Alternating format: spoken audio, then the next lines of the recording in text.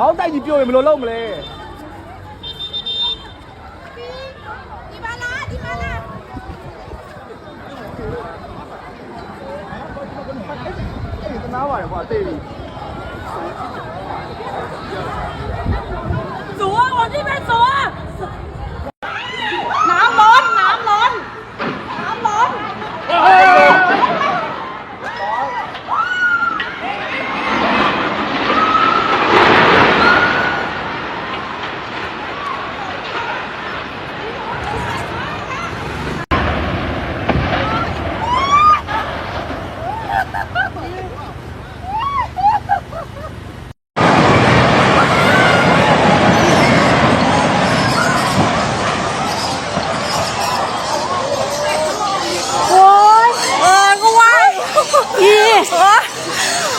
ว่าอยู่ว่ามันสั่นขนาดนี้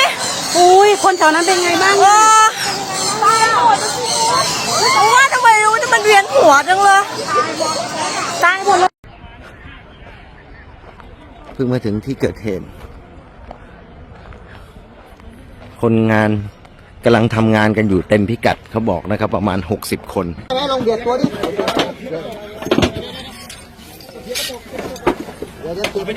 ตอนไหนตรงนี้ตอนไหนหนักสุดเนี่ยอยู่ที่ตัวที่ทับอยู่ตอนไหนหนักสุดนี่นะครับตอนนี้คาดว่าเสียชีวิตประมาณ40 คนขึ้นไปนะ